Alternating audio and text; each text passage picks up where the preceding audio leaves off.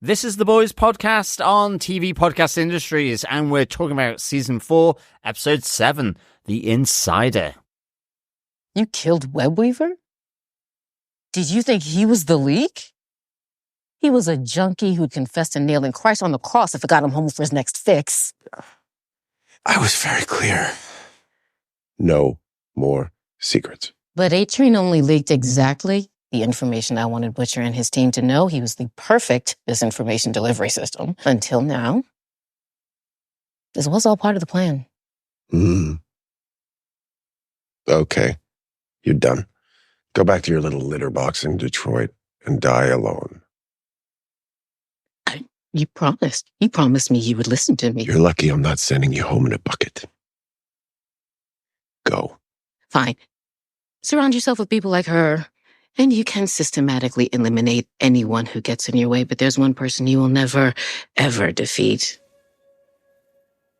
Good luck without me.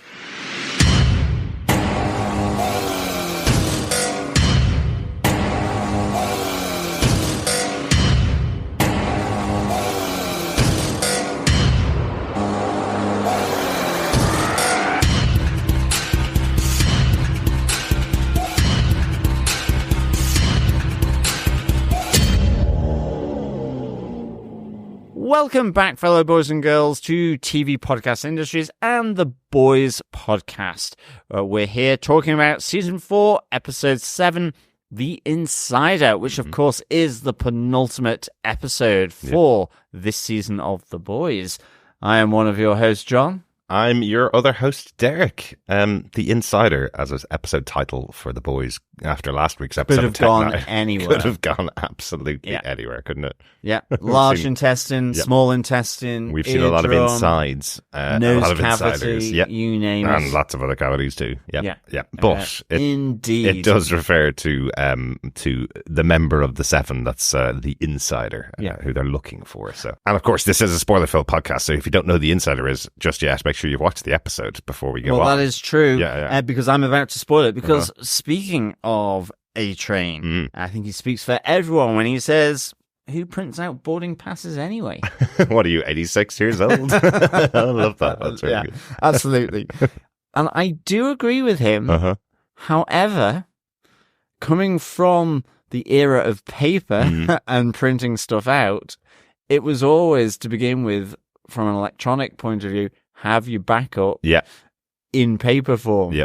And there are many times where I'm like going, I hope my mobile phone doesn't run out of charge before I manage to scan it. Yeah, the amount of times we've gone on late flights, like when you leave your hotel at 10 a.m. and you're flying at 10 p.m. and you're going, oh, I hope my phone lasts 12 hours. I can't play my games for too long on my phone. So absolutely agree with A-Train, but I do also have a soft spot for Mother's Milk. I get it. And what he's doing. Yeah. Definitely get it. I get it.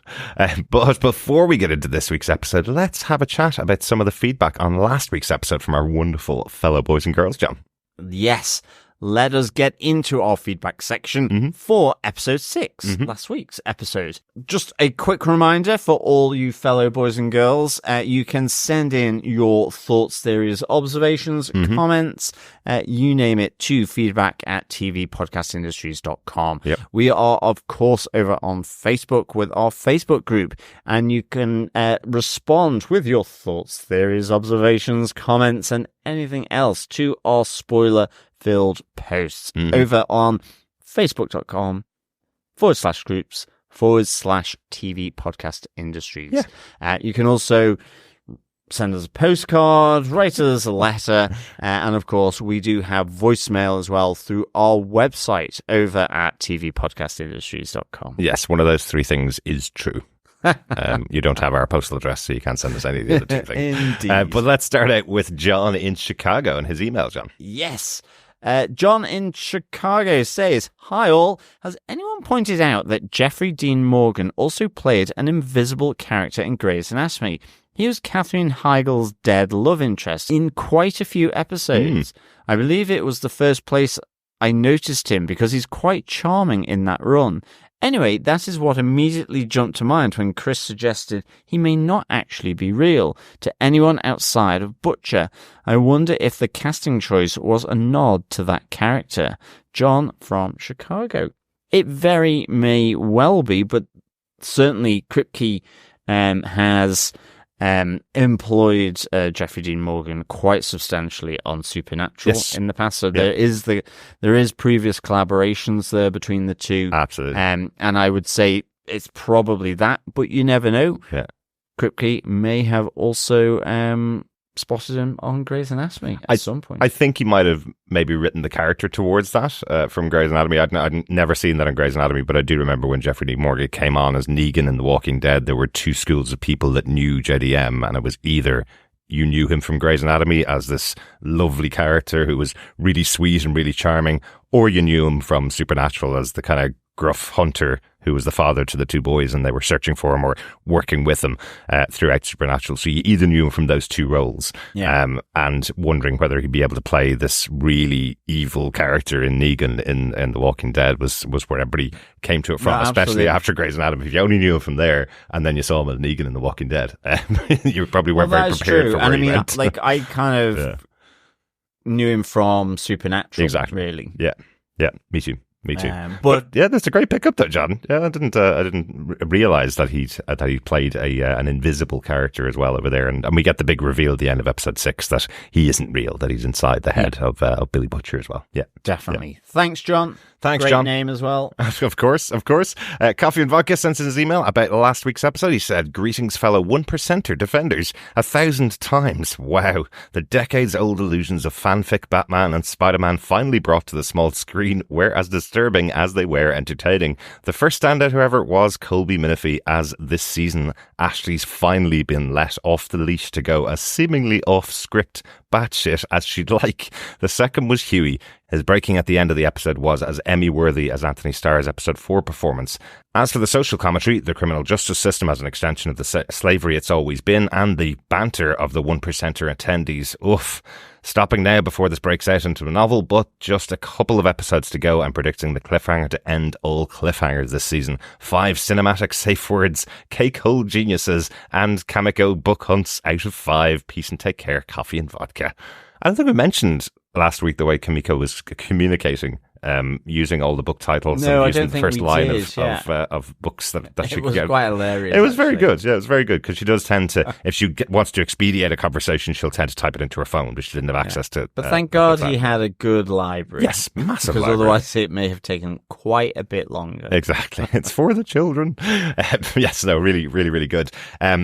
And you're totally right. Yeah, Huey's performance was really, really good. Colby Minifie in this show. I remember we watched her for the first time back in season 1 of Jessica Jones, and she was playing a really, really irritating character in that show. And I remember when we were commenting on the character, it was like, oh God, I wish she just wouldn't be on screen anymore.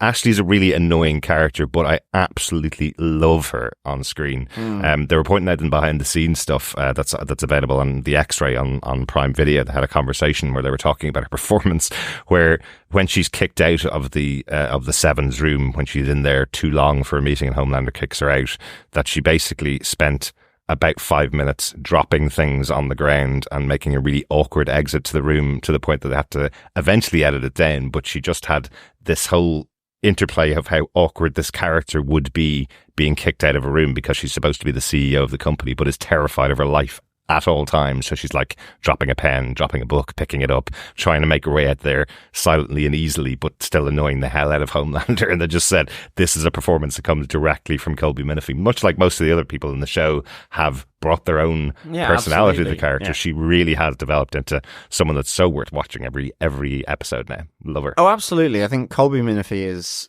absolutely superb. I love the character. I can just sense I would be exactly the same. Yeah. That whole timid CEO with this powerful psycho in Homelander, like that whole thing. I'm not entirely sure I'd necessarily be sort of in the tech cave, not that side of her, but I think she just plays it really, really well. But you kind of get the feeling that if she was CEO of any other company that didn't involve Supes having the ability to cut her in half with their eyes, that she'd probably be a very powerful character in those situations. She's not that timid, but in comparison to what they're doing to people, she's very timid in comparison to them. Yeah, no, exactly. Good stuff. Thanks, Coffee and Vodka. Thanks, Coffee and Vodka. Loving the old out of fives as well. As really always. Good stuff. Yeah. Also on email, Meryl says, another Boys episode gone by and more trauma for old Huey. Firecracker may want to change her name to Mother's Milk after this episode. Very good. Good God, that scene. Happy 4th indeed. I think Anthony Starr's reaction was 100% his real reaction and the first, so they kept it in. A-Train's redemption is coming together really nicely, and he's definitely not making it out of this season. Ooh, prediction. Love the dynamic between Newman and Sage. The head nod scene was hilarious. And let's not forget the star of the episode, Derek Wilson as Tech Knight. He really captured this perfect balance of depravity, entitlement, and sadism in a way that made you afraid of what he'll do, but also intrigue of what insane thing he'll do next, and how many holes it'll involve. And the Elijah situation definitely involved Tech Knight family owning him from back in the day. He pretty said so in the scene with A-Train. Butcher's going through it as always. Homelander has finally achieved his dream. In an earlier episode, Frenchie had found some medication in Firecracker's trailer, so this must have been what that was about. What's hilarious is that Sage made this exact suggestion to Ashley to get in good with Homelander. 4.5 rip-off Spidey outfits with a safe word out of 5. Excellent stuff, Meryl. Really completely agree with your lovely out of 5 there. Really good stuff. Yeah, I think Tech Knight, I mean, even in Gen V, he was really kind of good. He came in just for that kind of main episode, really. Yeah. And he really nailed it. And I think you're right. He did the same here. Just both a combination of depravity, as you say, but just like shock, horror, the sadism, everything. Even having Ashley involved, so good. Yeah, Anthony Starr's reaction, really good as well. Apparently it was almond milk. Yes. So there we go. Never drinking that again. Yeah, so it'll be a big reminder of what happens in that scene, definitely. And loved the head nodding scene between Newman and Sage as well. So good. Definitely. And Meryl, that's a really good pull of the Elijah situation developing from Tech Knight's family potentially having his family as slaves way back in the day and keeping him on board there. And it kind of again explains when Elijah finds out the truth of what's going to happen, that's why he takes out Tech Knight. He probably thinks, oh, well, it's not too bad. He's just doing S&M with people that are into it, so I can take care of that. But when he finds out how bad it's gone, I suppose, you can understand why Elijah would take it all out on him. Yeah, absolutely. Yeah. Great stuff. Thanks, Meryl.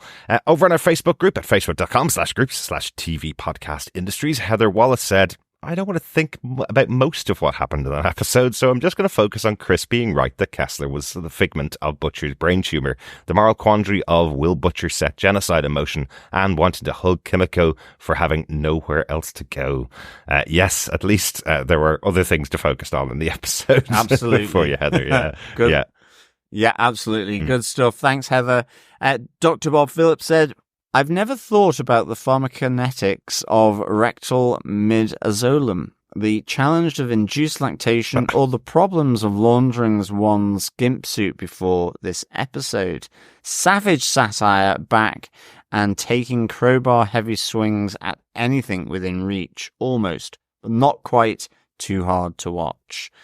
Interesting. Good stuff. Thanks, Dr. Bob. I totally understand, It's, I guess you either lean into the humor, but or it's just like, what's going on here? Yeah.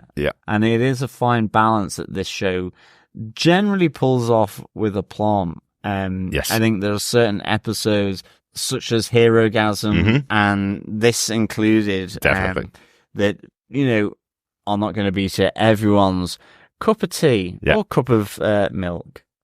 Absolutely. And Dr. Bob, really well done. You know, they say you go low, we go high. In this case, we normally go low when we're trying to explain something that we're not allowed to talk about on a PG-ish podcast like we do. You always go high and bring in the excellent medical terminology for the things we're not able to talk about in depth, let's say. So well done.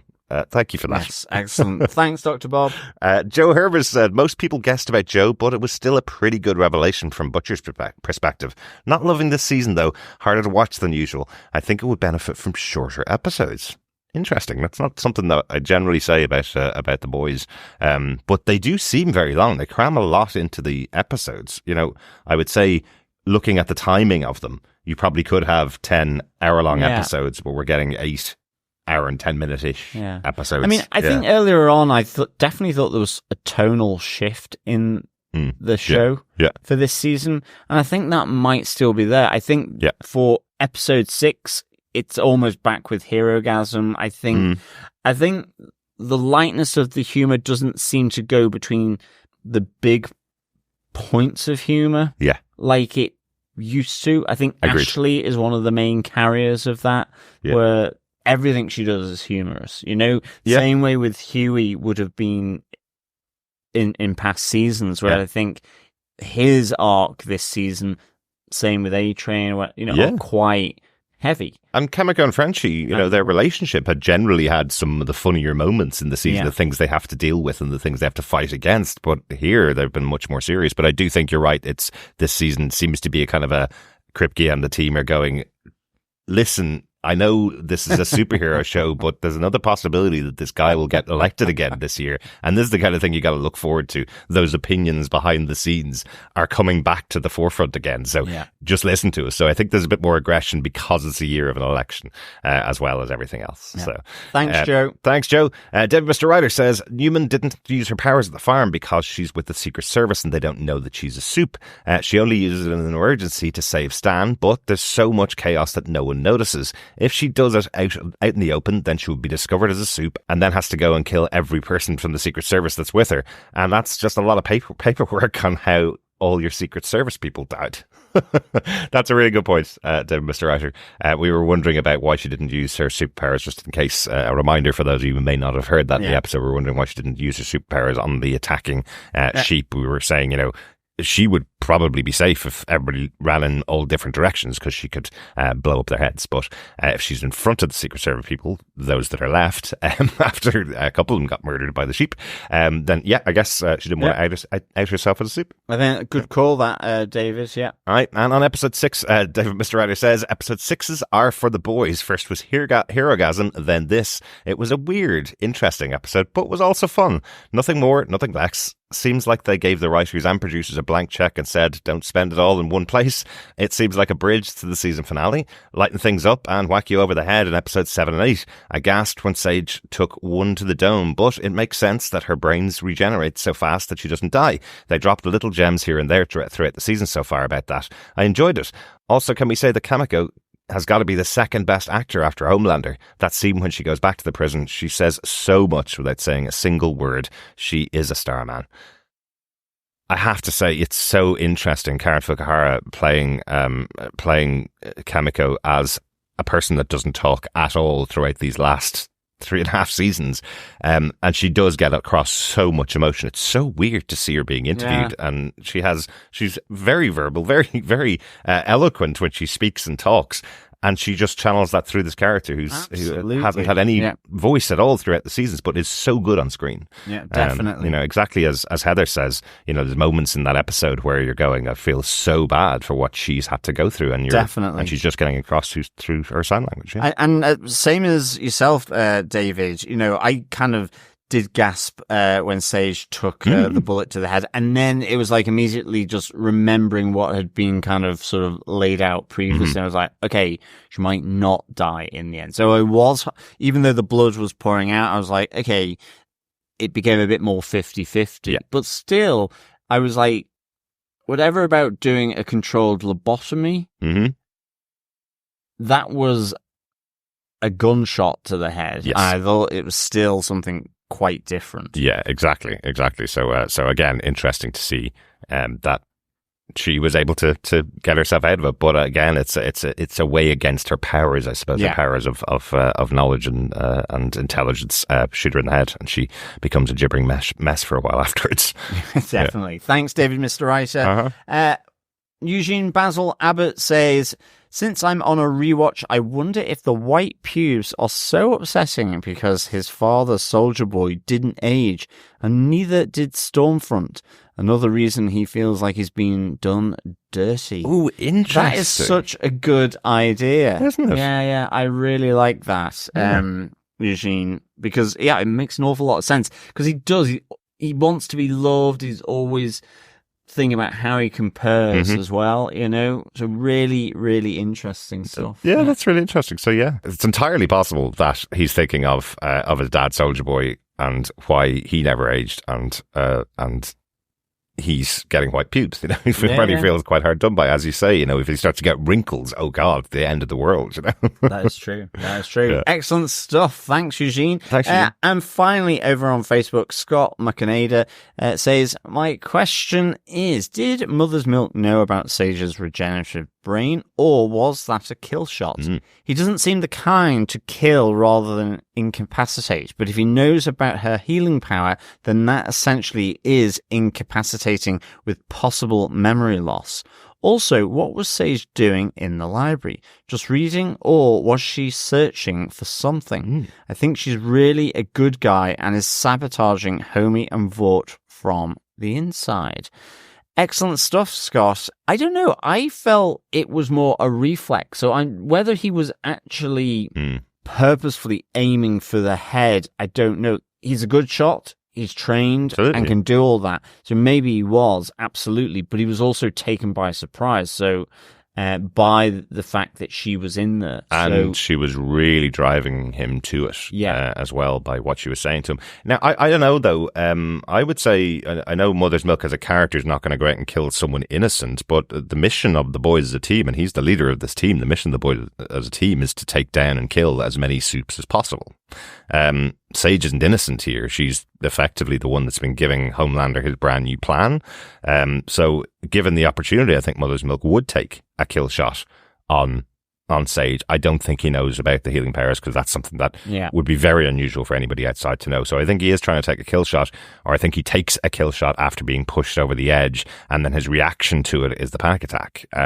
So definitely. Again, we kind of know about it from this episode, which we'll talk about later on, that the safety of his family is of paramount importance to him, and she's pushing that with him. She's telling him, we're going to kill your kids, or how disappointed they're going to be if you do what you do, so he's being driven to a pretty dark point, but the whole mission of the boys has always been take down the Supes and kill them. So, absolutely. Yeah. And I do think that Sister Sage has the potential to become a good guy. Whether she's been there sort of as a plant, sabotaging all the way through, I'm not entirely sure, but I think she's always got her out plan. Yes. And that includes to blow everything up in the face of Vought and Homelander as well. Like, I do think that conversation she had with Newman was true, which she talked about, people stopping her from curing cancer because it wasn't right for them. And she was like, they're just humans. I'm a Supe. I've got the abilities that I have, and they wouldn't trust me. So I think she does look down on people just like Homelander does on other humans. Yeah. And I think in terms of what was she doing in the library, I know they were wondering where the likes of Ashley and Tech Knight had gone. So maybe she was just searching for that. Yeah. Or maybe she was just wandering around the house because... otherwise she was having to be in the presence of those 1%ers. Those bloody humans, So I'm not entirely sure, but I feel she was just kind of in the wrong place at the wrong time because she was searching for Tech Knight with the whole thing going on. I think that might have been it. Brilliant stuff. Thanks, everybody, for your feedback. Remember, you can email us to feedback@tvpodcastindustries.com with your thoughts about episode 7 and about episode 8, of course. We'll talk about episode 7 thoughts on next week's episode. And, of course, we will be doing our usual wrap-up of the boys, where we give you the answers to all the pub quiz questions and our final feedback on episode 8 that you will be sending in to us, hopefully. But it's been great to hear all your thoughts on episode 6. It was a wild old episode, wasn't it? Absolutely. Good stuff. Thanks, fellow boys and girls, and to all the feedback from you. Good stuff. Yeah. Let us get into our spoiler-filled discussion for this week's episode 7, The Insider. Yeah, happy Christmas, John. Absolutely. It seems to come a bit earlier than I expected. Indeed. Every year it gets earlier, doesn't it? Yes. The disturbing Avenue Q. Absolutely. Avenue V. Avenue V, yeah. As they said here. And the Christmas special where you snitch on your parents, your relatives, your friends, even Santa, if he's going against Vought. Yes. Antifa could be anyone, even your mum and dad, as they say. Yeah. And the best Christmas carol ever, of course, Report That Groomer. Just awful stuff. But yes, let's get into the episode. Yes. Derek, what are some of the episode details for episode 7, The Insider? Well, of course, showrunner for the show is Eric Kripke. This was based on the comic book series by Garth Ennis and Derek Robertson. The executive producers for the show are Seth Rogen and Evan Goldberg. This episode was written by Paul Greylong. He also wrote the penultimate episode of season 3, Here Comes the Candle to Light You to Bed. So he's doing the penultimate episode of 2 seasons in a row. Very good. Yeah, I guess he knows how to pull everything together. I guess he is a producer on the show, of course, and one of the members of the writers' room for the boys. But I guess he's the person that they like to set up the pins to knock them down in episode 8, usually. Yeah, he's the one that came up with that point, and everyone else has spread it out. Must be something like that. Unpicked it. Yes, throughout the rest of the episodes. It could be that way around as well. Could be. The episode was directed by Katrina McKenzie. This is her first episode of The Boys, but she did previously direct on Supernatural with Eric Kripke, and we did discuss her earlier on this year when we discussed Echo. She directed episode 3 of Echo, Tuklo, which was that excellent episode that went back into the far distant past of the ancestors of Echo.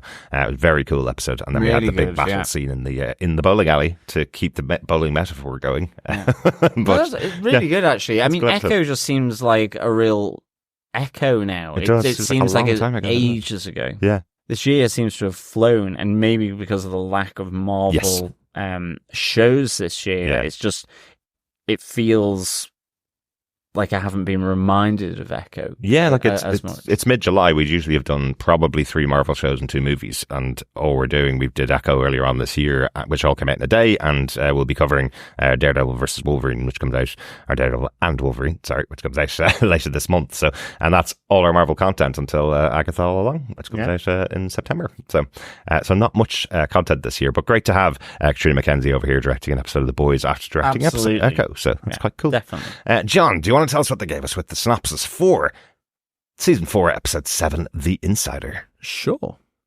It's the Avenue V Christmas special. Join host Ryan and the Puppet 7 as they teach the kids at home how to spot traitors to America and report them to the authorities. Elsewhere in Vought Tower, Homelander is frustrated with Sage's apparent lack of progress in finding whoever is leaking information to the boys, so he and Firecracker decide to hunt down the leak themselves. Meanwhile, Frenchie and Kimiko struggle with how to live with themselves after all the horrible things they've done in their pasts. Mother's Milk has to make an impossible decision, stay with his family or help save the world. And Butcher, Huey and Annie uncover the final plan to kill Bob Singer. Yes, another facet to the plan. There's always a little more to go, isn't there? Yeah. In these plans. And, writ large in this episode, they're still talking about Trump. In case you didn't know, the shooting's going to happen on Inauguration Day, January 6th, of course, like the riots that happened back in January 6th, which is now a date in infamy. And not only that, we also have Homelander being told to sell NFTs, standing in a lot of poses that were in the Trump NFTs that he sold as well. So, the show is really just going, hello, do you know we're talking about Trump here? Are you clear now? Are you clear? You got it? What the analogy is here. Yes, exactly. But yes, enough of the politics, even though it is imbued throughout these episodes. I'm sure we'll even talk more about it in here. Exactly. And let us get on to our most interesting moments of episode 7 of The Boys. First up is our boys moment, or the protagonist moment. Mm-hmm. Oi, oi. Oi, oi, John. What's your protagonist moment for the episode? Well, I'm going to be controversial here because it's actually introducing a new protagonist, really, here, that I don't think we've ever spoken about as the main protagonist or the boys moment, which is A-Train. Yes. A-Train is the insider here. He has been on quite a speedy journey. Yes. Throughout the boys. From snotting Huey's girlfriend to seemingly being kind of fairly blasé about it and gradually sort of, I guess, becoming conscious of what the Seven does, what his position in the Seven is, the loss of his brother, and the injury to his brother. So all these different things culminating in seeing A-Train as the insider. And really, I'm bringing that to the big fight scene in the boys' headquarters in the Flatiron, and having both Black Noir and the Deep realize that he is at least a traitor, and they do make the leap that you're the leaker, effectively. Exactly. And so, first of all, I thought the actual fight was really, really good. Oh, yeah. Again, having these characters, the Deep and Black Noir, being dispatched to take out the boys, you're kind of going, someone's going to die here, aren't they? Someone's going to die in this scene. Yeah, and it's interesting seeing soup on soup action, just like how indestructible they are, really. I mean, even after a fair amount of beating, but I do kind of like how this plays out. A-Train's really, I've never liked you to the Deep. Absolutely. You've always kind of rubbed me up the wrong way. Yeah. There is the realization that Black Noir is not the Black Noir that they know, because A, he can fly, and B, he's speaking, and Did he also speak has there? and also because he has narcolepsy as he falls asleep right in front of Billy Butcher. But they go straight after Starlight and Billy Butcher, who are there in the headquarters of the boys. And I kind of like initially the Deep going, Butcher's giving it all to the Deep, and he's like, I can't even understand what you're saying. And then, the Deep is, I don't understand or respect your truth to Starlight. I mean, they've really got beef, these two. So absolutely, Homelander sent his dogs in to do his dirty work here, but ultimately they are rescued by A-Train, but he is outed as that leak. And I kind of like the previous setup to sort of, in a sense, foreshadowing his arrival here. And it is where A-Train's telling Mother's Milk actually to stay in the fight. Yes. Because Mother's Milk is thinking of taking that flight with his family to go to safety. And he's there, you think Fort or Homelander aren't coming for you. Where are you going to go? On the planet, you're going to have to just keep moving and moving around. Exactly. They're always going to find you and so on. And I kind of like the fact that, in a sense, this foreshadows the decision he's made to become a hero. And in the true sense of the word, dare I say it, an undercover member of the boys. Yeah, I'd agree with you. And I kind of really like that. And I like the after part of it where he goes to Ashley to really just, in a sense, plead with her. I think he respects and is grateful to the fact that she has kept this secret secret, even though it was on a trade-off. But he goes to Ashley to say, this is our chance to escape, to get out. And she just can't, which is an interesting, that psychological element to, it's like you were saying before about where she's so nervous about possibly being killed, but given her involvement with Tech Knight in the tech cave, maybe she quite likes that. Well, even though her hair has previously fallen out, maybe she's learnt to enjoy that fear in a sense because of what she does in the tech cave, or what she did in the tech cave. I don't know. I'm postulating. I don't know because I don't know psychology. I don't know if that would even be a thing. But I find it interesting that her choices, she can't, but she does tell A-Train to to effectively go and to cut out his location chip. Yes, yeah, but I do think the fear makes her waver, and that's the problem. Yeah. And she knows being in front of Homelander, as often as she is wavering in front of him, is the biggest problem. That's usually what gets you killed, right? Yeah. So initially she's the one that said to A-Train, we can run out of here. You can take me wherever we need to go. You don't even need a passport. Let's go kind of thing. And it's only after this attack at the Flatiron, when his identity effectively is found out, that he goes back to Ashley and says, right, now it's time to go. I've done everything I can. I tried to be the hero, but now we're all going to die and you're going to be one of them. So she wavered then and says, I have to stay.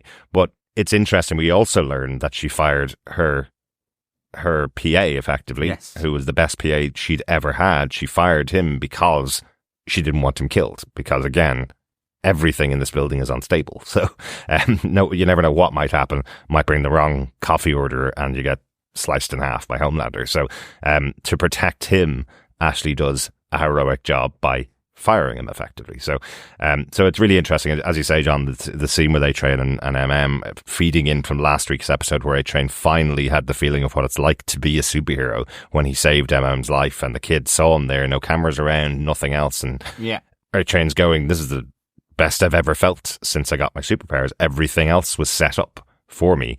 And then, as you say, this is why you chose him as for the protagonist moment. He has joined the boys effectively at this point. He has joined their side of things at this point. Yeah, well, he did it under duress beforehand, but we've had a few, neat little moments between him and Huey, in previous episodes. I think this with Ashley, with the kid and rescuing Mother's Milk. I think going back to Mother's Milk, he's got the form now, where it's actually a consistent part of him. Exactly. And actually, you can see how well he's hidden it as well, because, I think Homelander, when he finds out, is truly sort of taken aback and upset by it. As I say, whether A-Train ultimately survives this season, who knows? Yeah. I kind of hope so. Well, you got to remember, when we saw season 1, A-Train was there side by side with Homelander, Black Noir, The Deep, Starlight had just joined, and Queen Maeve. Those were the 5 members of the Seven, right? They'd lost Lamplighter and they'd lost Translucent that season. So of everybody that was standing beside Homelander at the beginning, The Deep is just a bootlicker. He's not a friend of Homelander by any means. Black Noir is dead.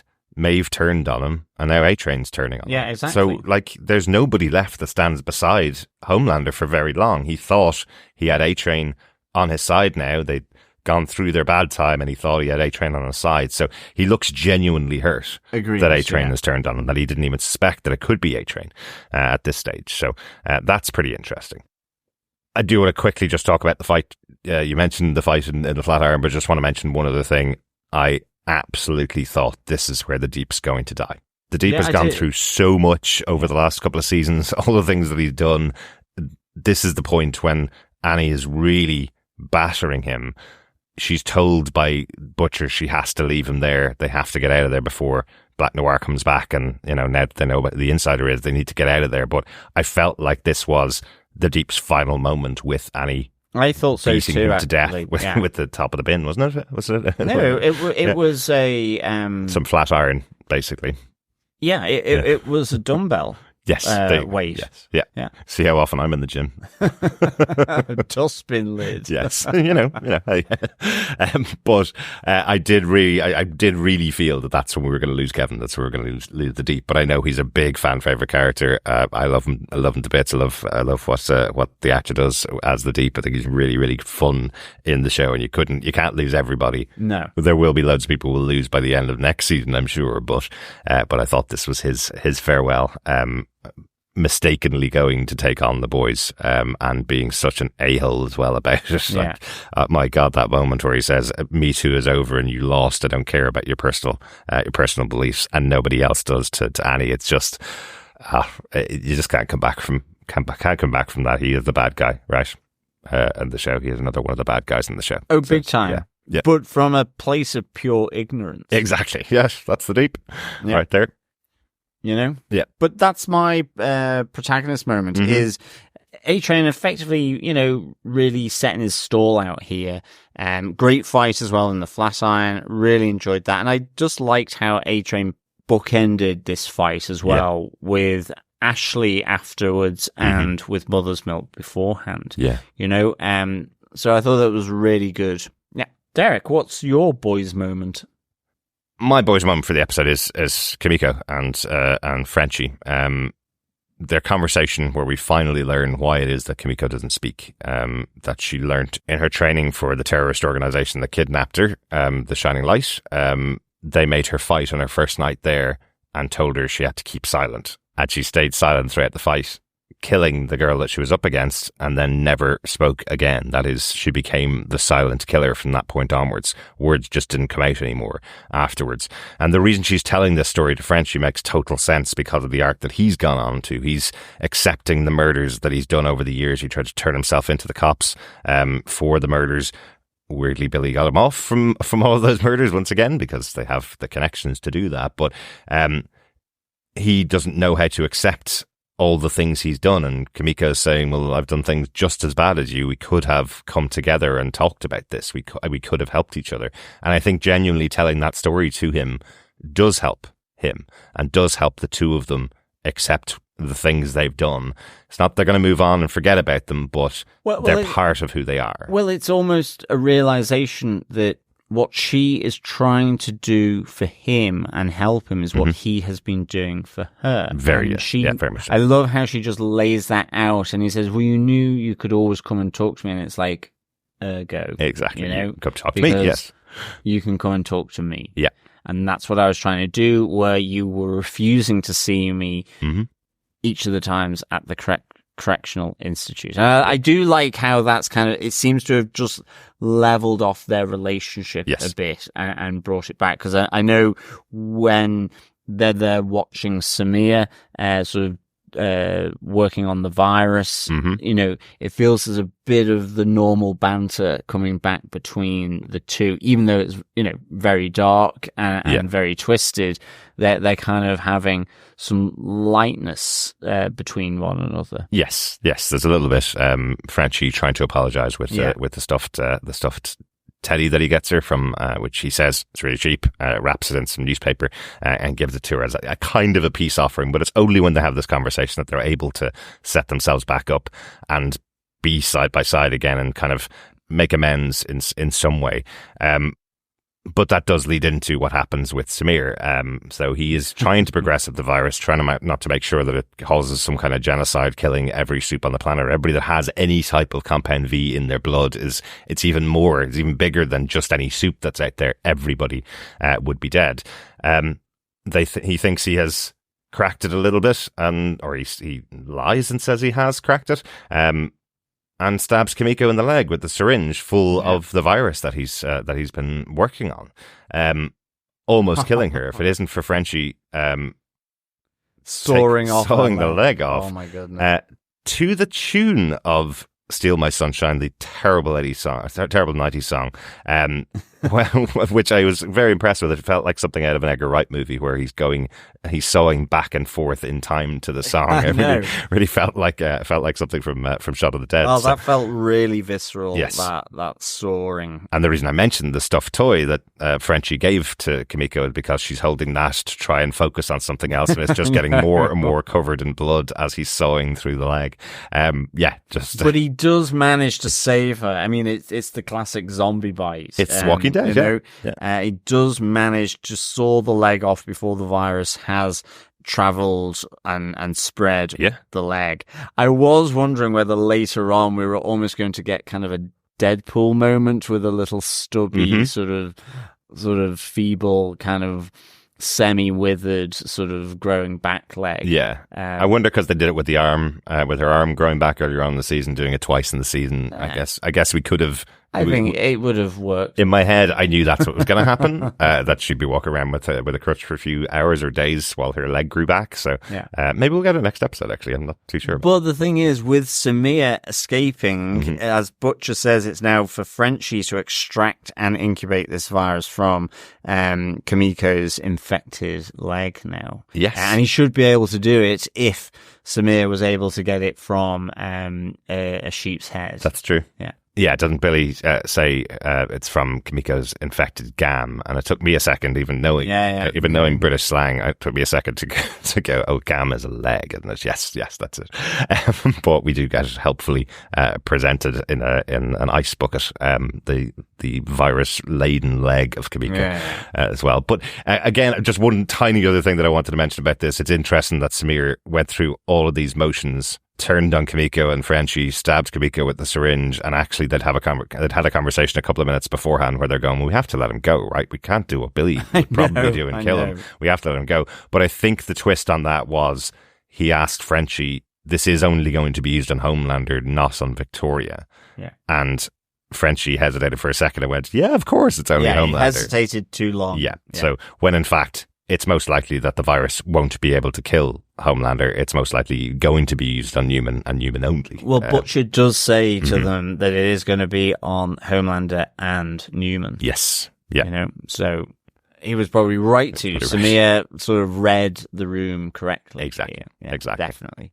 That's it. That's my protagonist moment for the episode. Good stuff. Well, let us move on to our 7 moments, or our antagonist moments.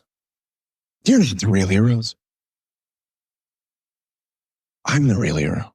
So, Derek, what's your 7 moment? I want to talk about the farewell to Sage. Is she lucky that she kept her head in the episode? She's challenging from the minute she walks into that room with Firecracker and Homelander. Firecracker and Homelander now created this special bond over the breast milk from last week's episode. And now Firecracker is Homelander's new second in command, effectively.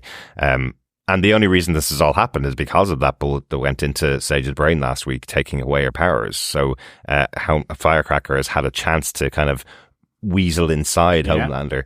And potentially, Sage didn't have the opportunity to tell her plan to the 1%, which was supposed to be all of this, all leading up to their big reveal of what the actual plan was. So it fell to Homelander, fell back on his shoulders to try and explain it. If it hadn't been for Newman, he wouldn't have gotten out of it. So he can't trust Sage now because he has this worry that she could lose her powers at any stage. So if he puts too much trust in her and is left on his own again, things could go bad. Well, that's it. But the trust is lost even more after A-Train is revealed as the leak. Yeah, because Sage knew it the whole time. And we had speculated that earlier on in the season, that there's no way that Sage wouldn't be able to work out that the insider was A-Train. He was there the whole time. He was there every time something happened throughout the season. So every time a piece of information leaked. And what we find out is this was part of Sage's plan. She knew that somebody was going to leak the information, but he only leaked the information that she needed leaked to cover up the plan. That he was the best misinformation delivery device, and you've gotten rid of him. Exactly. Yeah. Coleman, so what? Collateral damage. Blip in the road, Exactly. So, even, I guess, Tech Knight, in a sense, his penitentiaries are still there. Yeah, they're not going to go away. So the need for them, is still there. He wasn't integral to that plan, and he's already given his blessing. He's probably already signed them over. So it's like, she's kind of fairly objective about it. But this is the thing with the big brain element. You've got Firecracker, who runs on fumes of emotion. Yes. Same with Homelander in terms of petty ones about how big he feels about himself and so on. Yeah. Sage is this clinical, objective brain box. Yeah. And so she is that means justify the end. And in this case, Coleman, fine, justified. Yeah. And is allowable here. I think, again, it's interesting that I do feel she's got some kind of backup plan or a way to sort of blow up the plan that Homelander has. Yeah.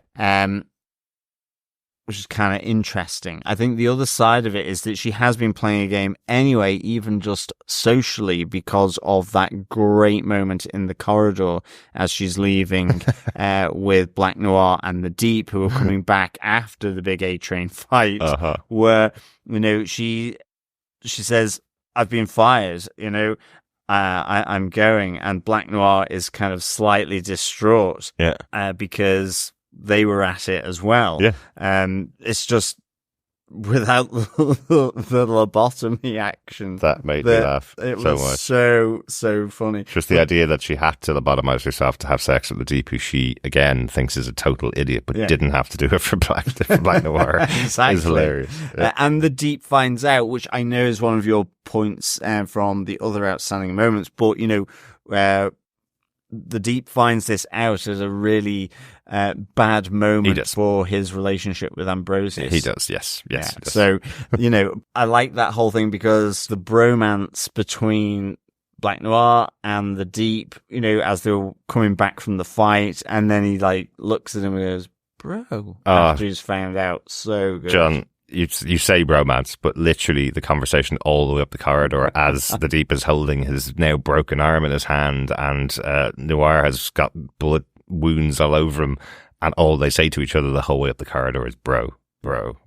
And then finally, when he learns about it, it's the intonation on the bro that he says when he hears about Black Noir and Sage. But there's one other thing, I suppose, that I thought was really good about the conversation on the firing, I suppose, of Sage. Again, Homelander does kill her, and she's very intelligent and knows all about the plan. So maybe she didn't have a plan in the bag. I'm not sure whether she did. I think her whole plan was to do the best thing she felt that could be done if you want to put Supes in power, and then maybe take Homelander out afterwards because she's smart enough to do so. But what is important about the conversation is she's using her massive intellect to create this incredible plan and get Homelander what he wants. But Homelander tells her one of those things that I think is really interesting. It's not just about intellect, it's also about wisdom. And I have wisdom. I was going, that's actually really good from Homelander's side. He's telling her, while your intellect will get us to a point, my wisdom will take us to a much further point than just intellect. It's whether he is wise, though. I don't think he is. No, I don't. He believes he is. I think, in a sense, I think he was saying, in another way, we don't just need hard skills, we also need soft skills. Yes. To bring the people along, which he can certainly do. He like Firecracker, he can appeal to the base emotion of people, or indeed the heroic if he chooses to do it like that. Yeah. I think there's a big mistake in Sage not telling him about her plan with A-Train. That's a big problem with the Insider. If she wanted to stay on Homelander's good side, never keep anything from him. And she was lucky to have her head still on her shoulders when he left. I mean, he does say your brain box and your brains are no use if they're in a bucket. Yeah, exactly. So I kind of liked that. Yeah, and isn't it interesting that his statement of, you may have brains, but I have wisdom, isn't as far as it went in real life, which in real life the statement was, we don't need scientists anymore. Why do we need people trained in science to tell us this information? Exactly. We can basically make it all up ourselves. So how interesting that Kripke actually didn't go over that ledge of, we don't need science and we don't need intelligence and experts. We need people that have wisdom. And of course that came through COVID from Trump. It also got picked up in the UK as well. It did. Well, actually, someone said, we don't need experts. Yeah. What a nightmare. Crazy. Really, really crazy. But I thought this was all really good. And for my point on the 7, I think there's possibly a little theory developing around where Sister Sage may have gone. Because, again, I feel like she may have a plan, but even if she doesn't, she's adaptable and flexible enough to create one quickly in a given circumstances. Right. And probably more that she realizes to herself that she might have to do that. Right. Not that she necessarily has one, Yeah, she's clued in enough to know that she's got to stay on the ball to read the situation because she might need to do that. And I think she's factored it in as an option. I get you. Yeah. You know? Yeah. So what is your antagonist moment from the episode, your 7 moment, John? Well, weirdly, it's an unnamed antagonist. It's a member of the Seven by very deep cover and non-association, and it is the unnamed shapeshifter. Yeah. It is the Lee Harvey for January the 6th that is being discussed and which the boys are tracking down. So, I mean, early on in the episode, we find out that it is a shapeshifter. It's fantastically. It's really well done. But I mean, I like the fact that true to the boys' form, the shapeshifter has to tear off the skin after getting almost the data of the person they're turning into by touching them. Yeah. And so there's all these bloody parts down the stairs from the apartment as Huey and Starlight are chasing after the shapeshifter, who's trying to kind of blag it by saying, they've killed my husband and so on, and then just sort of run away. Yeah, but I suppose thinking back on that moment as well, I thought that was really smart of them to do it. A really well-written scene. They break into the apartment. They're searching this apartment for the shooter and for the information. They find the document. They find the documents, but they find... I think A-Train had seen Sage hand over to them. That's right. He sent the photograph to the boys, but they find a woman covered in blood around the apartment. She's locked up in a wardrobe, effectively, or in a wardrobe. Yeah. They find her in there, and she says that this person broke into her house, killed her husband, and has been beating on her, and that's why they think she isn't involved. But it turns out the blood that's been everywhere is what happens with the shapeshifter when they change shape into whoever they're changing shape into. So I thought that was really smart of them to use a woman covered in blood, them thinking it's a person that's been mistreated by the shooter, but it's actually the shooter taking on a shape. So, but you're totally right. This is the boys. If you're going to have a shapeshifter in the show, you're going to have body parts falling off so they can turn into something else. I just thought it made an awful lot of sense to me that the shapeshifter. I mean, it's almost a bit like werewolves, having to have that sort of excruciating kind of pain, like of a metamorphosis, rather than it being almost like a fluid move.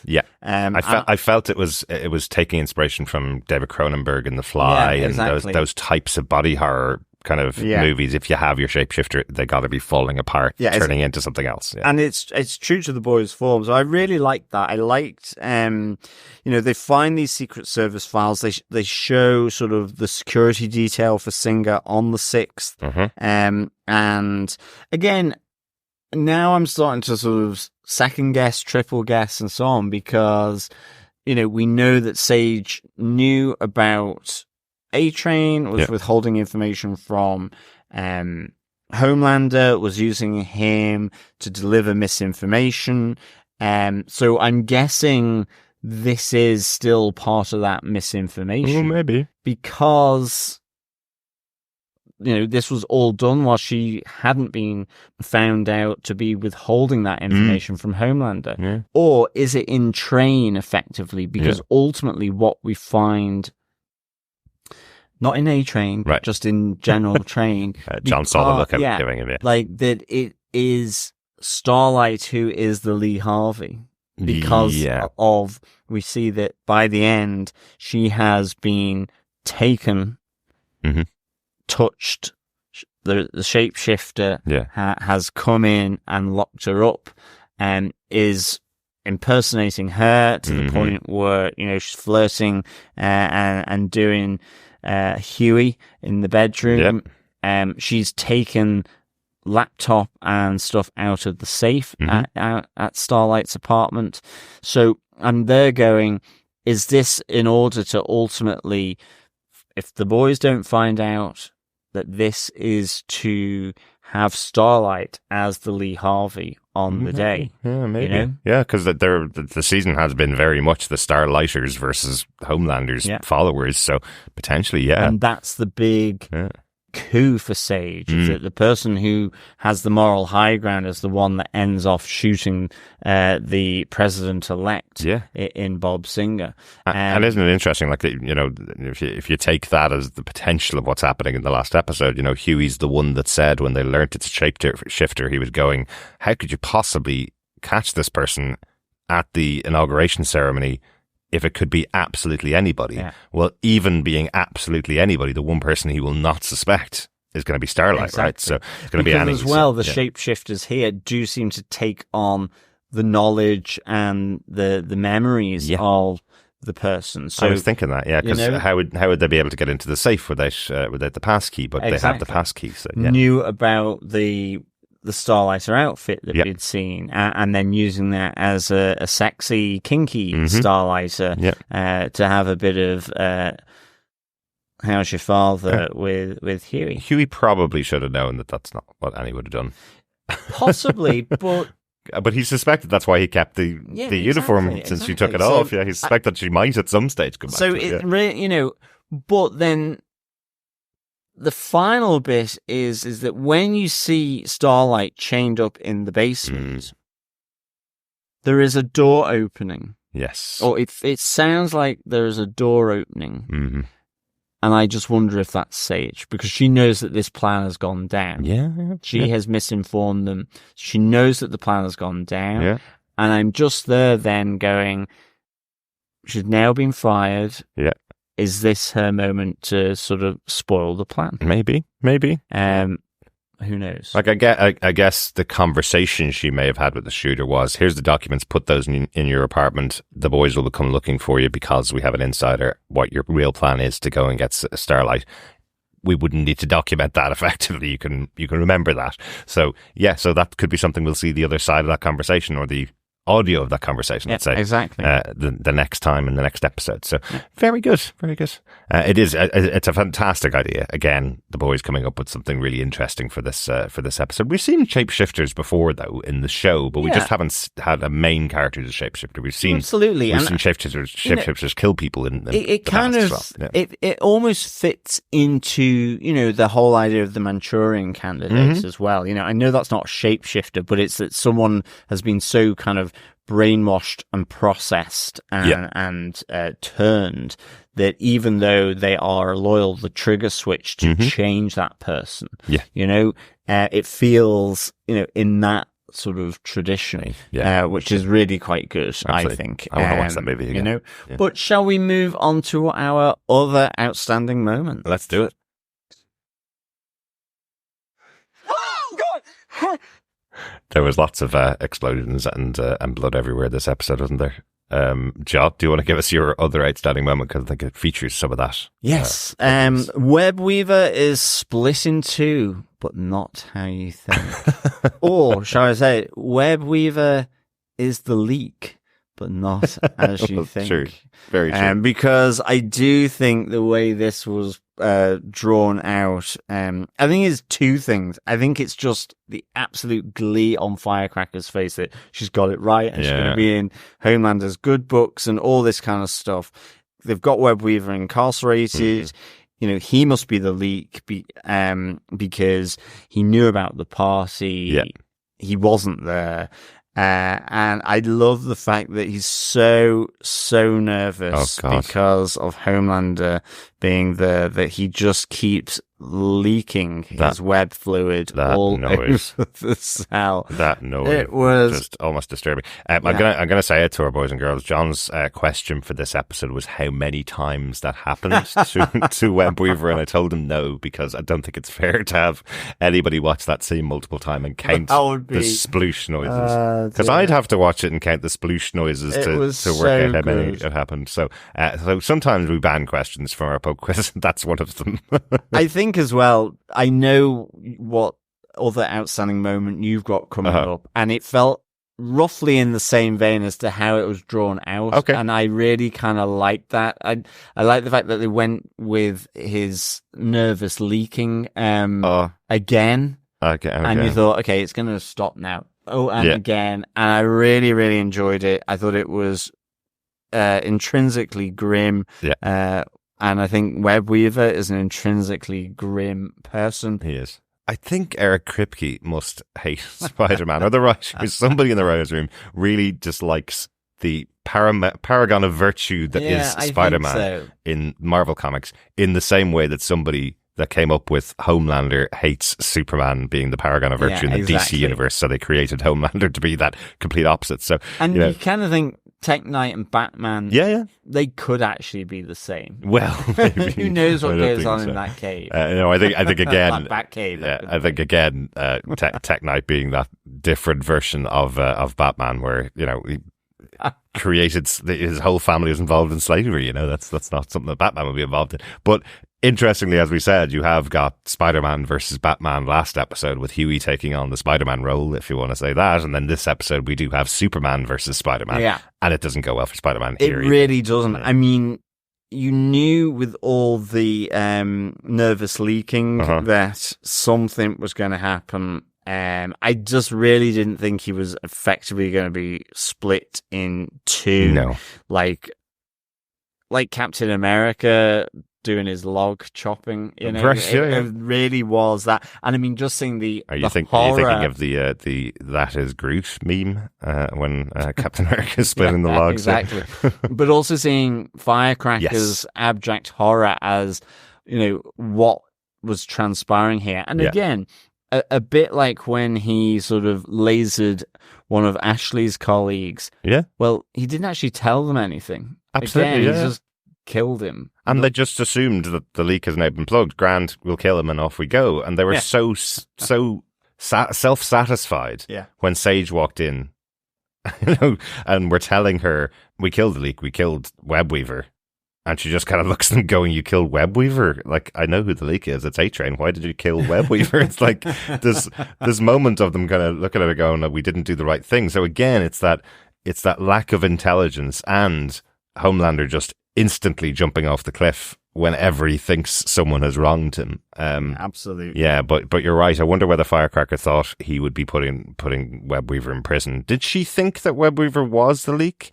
Because she kind of said, he will tell you anything just to get a fix. Does she think actually Webweaver isn't the leak, but we can give him something to placate him for the moment? I think or is she knew idiotic? He was the person that leaked the event. Yes. Of course, yeah.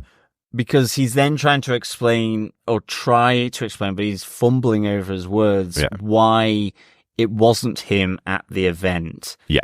Because he had effectively gotten a Rohypnol suppository. Yeah. Yeah, which knocked him out for 2 days, effectively. Yeah. Yeah.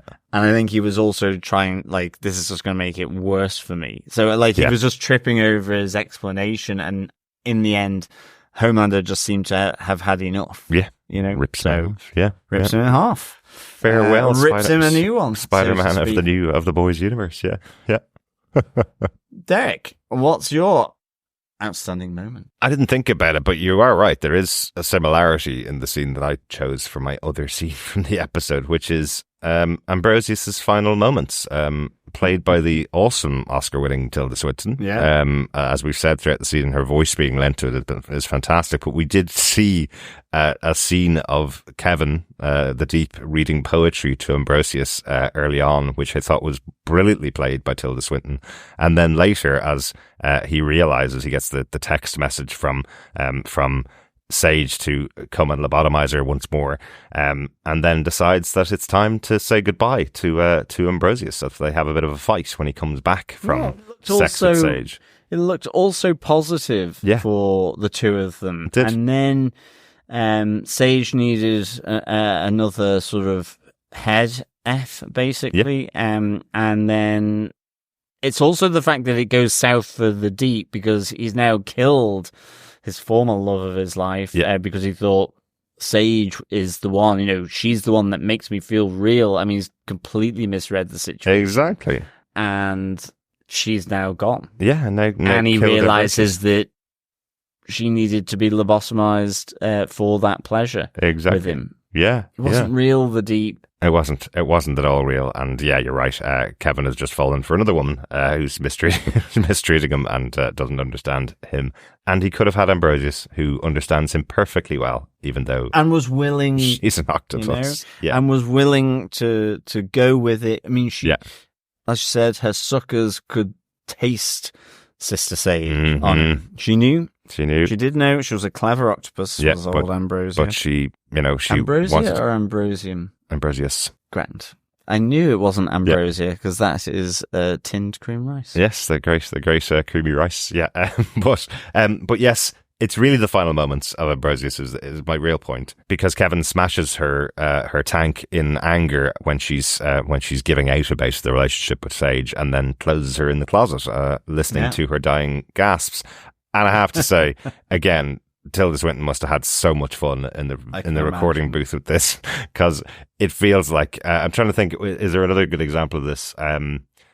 Paul Rubens, who very well known as Pee Wee Herman, was in the original Buffy the Vampire Slayer movie. When he gets hit by a stake, he takes about 25 minutes to die, and they even have it in the post-credit scene of him still dying. These moments of oh, I'm dead. I'm dying over and over again, and that's exactly what Tilda Swinton does here. There are moments when she pushes it a little too far, but still maintains the comedy. And definitely. So well, it was superb. Well. It was actually perfectly timed for me. Yeah. This, as I say, I just wrote down slow death, drawn out, slowly, slower, more slow.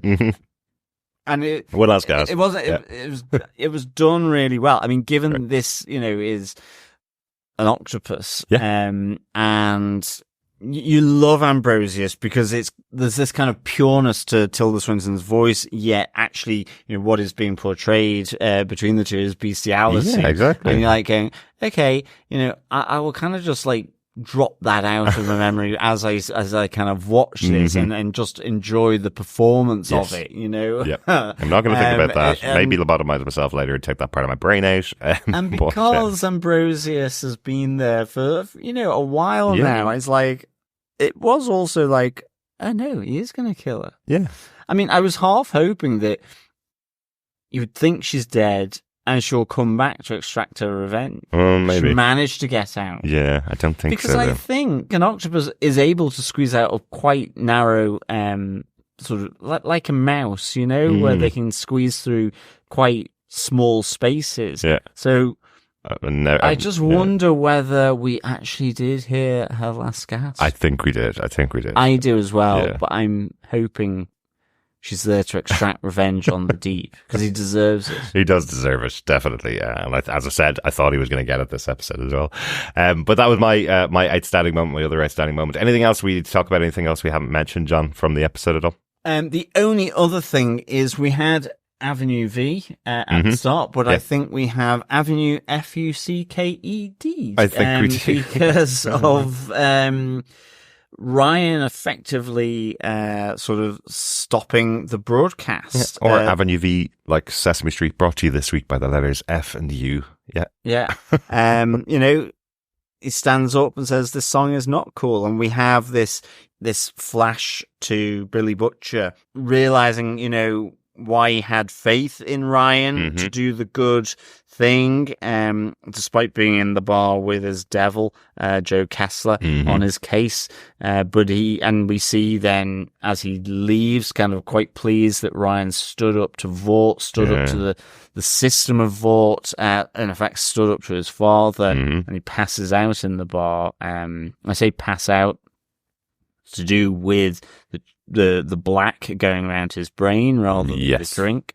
But maybe a bit of column A, bit of column B. A bit of column A, column B. Yeah. But, reflecting that is Homelander seeing his son that he's really trying to sort of bring to his side stand up to him as well. Yeah. Because from the start to this point, the A-Train puppet has been replaced with a Homelander puppet. Very good. I didn't notice that. Very good. One of the things mentioned about the scene of Butcher collapsing in the bar is that Kessler, as you say, was talking to him. This version of Kessler is talking to him, and as Billy passes out, there's a bit of a smile on Kessler's face. It's almost like Billy hasn't passed out, Kessler's taken over now. That's what it almost feels like. I don't know whether that's what they were aiming for in the episode, but it feels like... I do know what you mean. Kessler is now taken over, and he's going to be in the lead of Billy. Interestingly, last episode, the last few episodes, every time we've seen Kessler, we've also... most of the time, let's say, we've seen Becca, Billy's former wife, the other vision that he's had, the angel on his shoulder to Joe Kessler's devil. We've seen her quite a lot this season. Yeah. None of her in this episode, only Joe Kessler beside him trying to push him into the genocide of everybody with Compound V in their blood. So I wonder, was that moment at the end of the episode Joe Kessler's taking over Billy's body, that personality of Billy that he wants to now, following on from Ryan turning on Homelander, maybe he wants to now just go take out the guy. Is that the way it is? But yeah, well done to Ryan for standing up. Absolutely. There is that moment, as you say, in the rehearsal early on when he's hearing the song for the first time and he's going, hang on a second, you can't tell people to call into the police about their mom, to call into Vought basically about their mom and dad.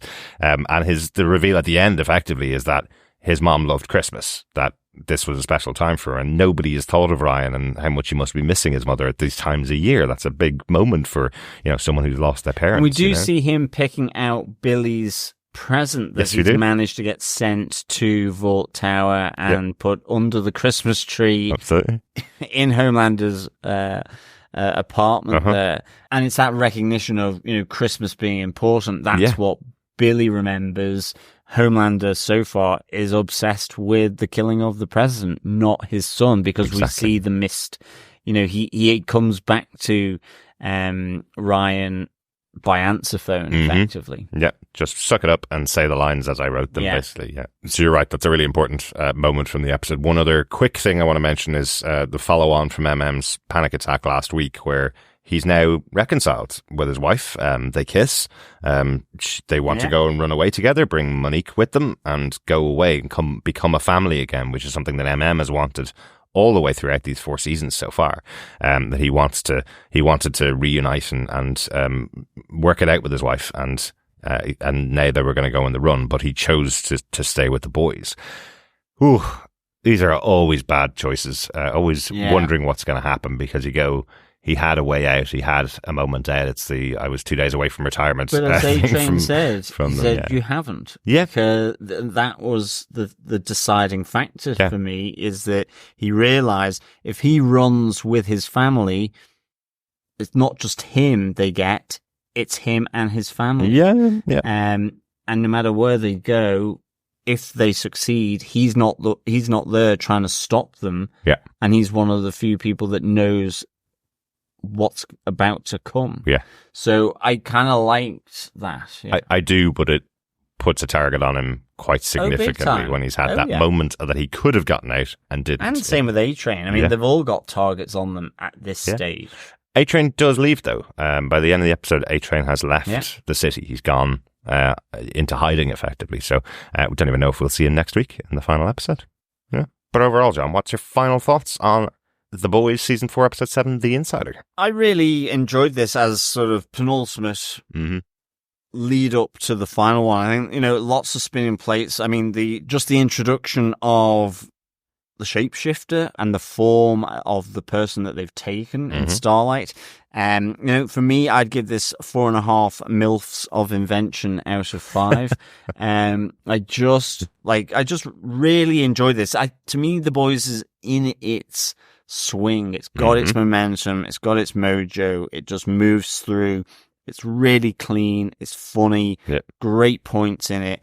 And, and some really sort of subtle and not so subtle references to what they're parodying effectively. Yeah. I really like, my favorite moment is the Deep and Black Noir in the corridor, realizing that they've both been with Sister Sage. I thought the death of Ambrosius, on point dark comedy, along with Webweaver, really dark comedy. I'm glad Kimiko and Frenchie's relationship is kind of coming back to normal. I feel as though something's been dropped there a little bit. I was really surprised that Frenchie was so easily brought out of prison after giving himself up 2 episodes ago. That felt like a big arc moment where he's accepting that he's murdered his his boyfriend's family. He's accepted that this is something that he's done. He's turned himself in, and then it was like Billy turned up and went, I broke Frenchie out. I was going, hang on a second, that seems really quick to do that, to bring Frenchie back. But I don't know, maybe there was too much in the arc to get there, but I think by the end of the episode, it's Frenchie realizing that in Kimiko he has the ability to do what he thought prison would do to him in terms of him facing up to what he did to Colin's family, I think. Yeah. So it probably was never about his arc in the prison, but it still just felt like something. Yeah. You know? Yeah. It just felt like he came back so quickly. Yeah, but again, we've only got one episode left of the season, and he is the chemist. He has to be working on the virus. Yeah. Biochemist, maybe. Yes. Sorry, yes. I forget my... Or just biologist. Or biologist, maybe. Yeah. Yeah, or just explosives expert, as I think he started out as. General handyman, I think, on this. Yes. Definitely. So, 4.5 MILFs of invention out of 5. Very good. Very good. Derek, what about yourself? Really enjoyed this episode. I thought it was a great penultimate episode. I do think we mentioned it earlier on the season. We mentioned it earlier on the podcast here. I do think this has gone a bit more of a serious route this season. It feels like there's a shadow of darkness over everything, I guess, in some ways. And I do think sometimes in the writing room, it's, guys, this is coming up. There's an election coming up this year. This is the kind of person you could be voting in, you know? I think there's an anger there behind the writing this season. But I think this is where they excel as a writing room, because it's not just about that. That is part of it. It's in the background, but some of the storylines that are happening here with Sage, what, you know, the intelligence that she brought to this team, how her guidance could have led them to, you know, an incredible outcome, exactly what Homelander wanted, but he still fired her because she kept a little piece of information from her. She had her own, let's say, plan in the background to feed this information to A-Train, but also on A-Train, that storyline of his turn, I think it makes loads of sense that he is now turning over to a new leaf and becoming someone that can work with the boys by the end of the season. I think Ashley's story has been interesting. There's one other great moment with Annie, where she calls her mom to try and save her in the same way that MM tries to save his wife and daughter. And her mom's reaction is, "Did you know I was kicked out of prayer group because you had an abortion?" She doesn't answer Annie's calls for weeks when she's trying to warn her about the incoming danger that's happening, you know? She is more concerned about what the neighbours think. And that's what Annie always had to put up with when she was growing up, going through the pageant circuit, going through the soup pageant circuit, I guess. And I think that was a great moment for Annie's character, of keeping that pressure that's on her to be this unattainable idol, I guess, for the world. I thought that was a really good point to have. And now we have Annie at the end of the episode trapped and captured while a shapeshifter is taking their place. I think this is a class episode, really good, fantastic work again from the boys. So cannot wait to see how season 4 ends. I do agree with whatever pieces of feedback which said this is going to be a massive cliffhanger at the end of season 4. We know season 5 at the last season, so I think this is going to be a very dark cliffhanger where a couple of our major characters could be on the precipice of death. I don't think it's going to end with a bullet in someone's brain and everything's all happy clappy at the end of the season. I think it's going to be a big bad moment at the end of the season, which will close out the penultimate season of the show. Excellent stuff. I think with that roundup, let us get on to our boys' pub quiz. Yeah, I think we need some rum punch, John. I think we do. Yeah. Bit of rum punch. Yeah. As we run away from Vought. Absolutely. And the 7. Yeah, let's get down to the pub for our 7th question. Yes, welcome to the pub quiz, fellow boys and girls and fellow quizzers. Mm-hmm. It is episode 7, so it is question 7. It is. What's the question, John? Which country was Mother's Milk sending his family to for safety away from the 7? Very good. Where was Marvin sending them? Yeah. There's 2 different countries that are talked about in the episode as well. So, do you want to give the question one more time? Make sure we're highlighting the right person in this one, John? Sure. Which country was Mother's Milk sending his family to for safety away from the 7? Very good. 7th question of 8. Collect all the correct answers and email us at the end of the season to feedback@tvpodcastindustries.com, and you'll be in with a chance of getting your hands on some boys' goodies at the end of the season when we do our final wrap-up. Hopefully you've been getting all the questions throughout the season, but if you need any of them, they're over on our website at tvpodcastindustries.com. Thanks so much for joining us. We will be back with you next week. Yes, we certainly will, fellow boys and girls. We'll be back to chat about The Boys Season 4 finale, Episode 8, Assassination Run. Yes. And, of course, there will be the final question in our Season 4 pub quiz as well. Mm-hmm. So keep your ears, eyes, and skin peeled for that. Absolutely. And we'll also have Chris back for the final podcast. I on know. The I Boys, don't know what he's been doing. Well, he's been away with work and he's been away with a family holiday. No excuses.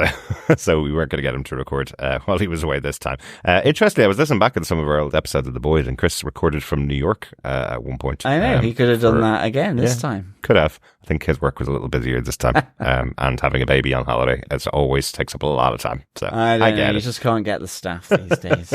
But he will be back next week. I'm really looking forward to course. hearing his thoughts about the Boys version of Spider-Man. That Exactly. We've seen the last couple of episodes. His favourite character being ripped and weaving a horny web, I guess, around the city of New York. Yes, exactly. But yes, looking forward to that, and we will speak to you next week. Yes, fellow boys and girls, thank you so much, as always, for joining us on this episode of the podcast.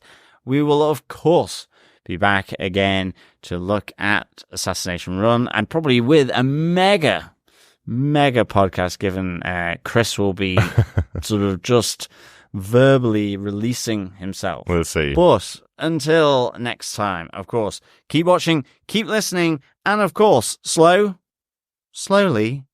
slower, more slow. Bye. Bye.